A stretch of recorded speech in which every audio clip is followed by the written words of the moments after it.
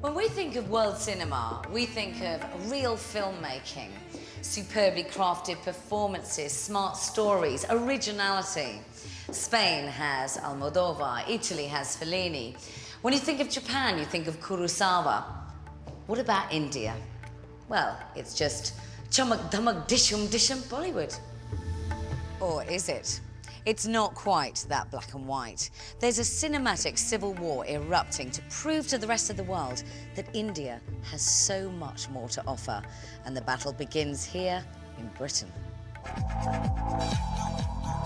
The latest Bollywood release to arrive. We know that Bollywood has become a part of British culture over the past decade, but now Indian independent cinema is beginning to find itself an audience too.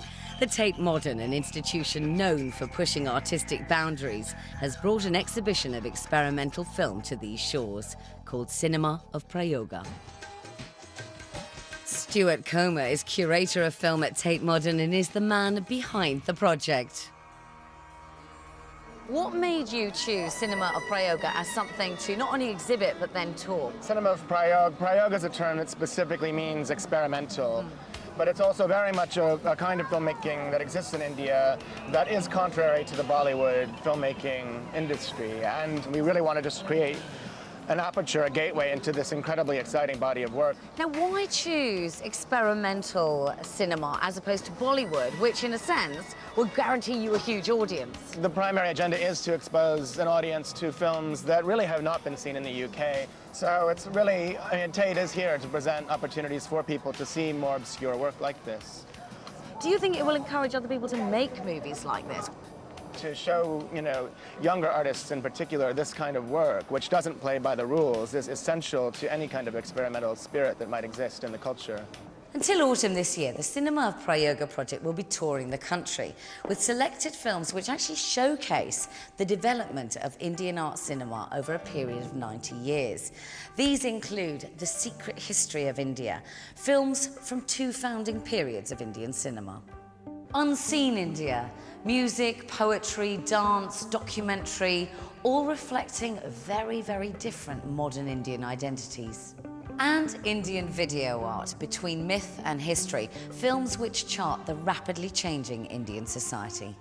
And there's one woman who's been campaigning for such a platform for Indian experimental films. Shai Heradia from India created a movement for experimental film and selected the films for the tour. Experimental cinema is about constant redefinition of experimentation with the moving image, period.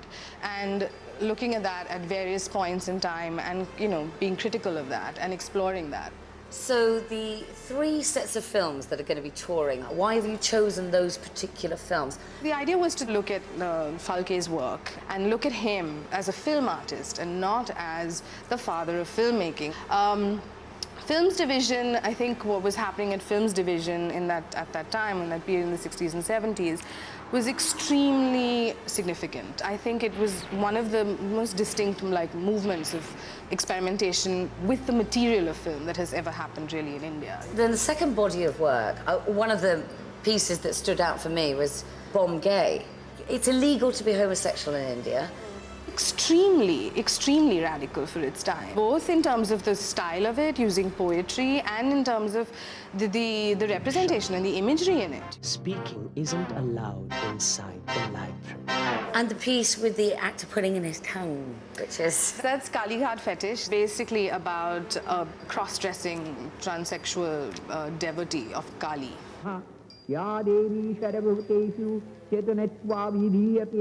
Would it be an oxymoron to say experimental Bollywood film could exist in the future? I think Bollywood I think is pretty experimental in many ways. I mean, when I say experimental, I just mean a new way of engaging with cinema. And there's some work there that outside of the formula that really, either breaks the formula or tweaks the formula. I think like this film Omkara that happened recently, which I think is, it's a really extremely strong film. It's really well crafted and it uses the formula, the Bollywood formula, but interestingly, it's quite significant in terms of telling you how an audience is reading film now. There's no doubt Bollywood's always going to be the main breadwinner when it comes to Indian cinema. But exposure like this gives hope to independent filmmakers who otherwise would have to use grants and funds to create their work. Anuradha Chandra is an independent filmmaker from India. Her first film is called 18 Blinks of an Eye.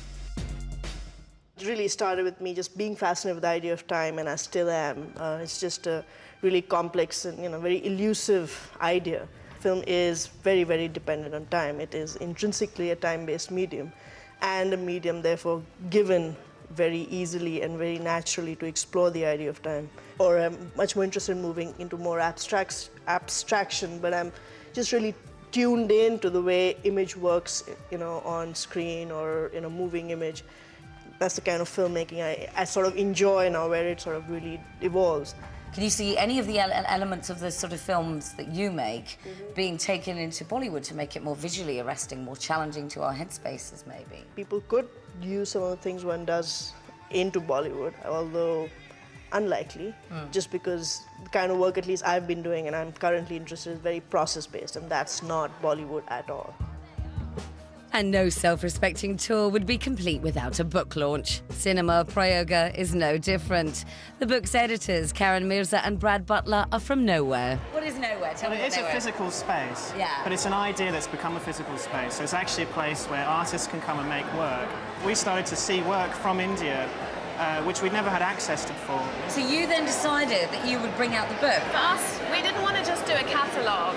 So when the work was coming here, we kind of wanted it to support the screenings, but at the same time stand alone.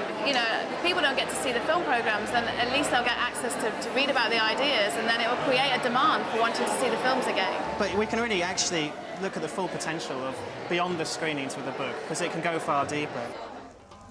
I'd love to be able to go to my local cinema and see an art film or experimental film. It's not going to happen overnight, but at least something like this opens our minds to the other possibilities out there.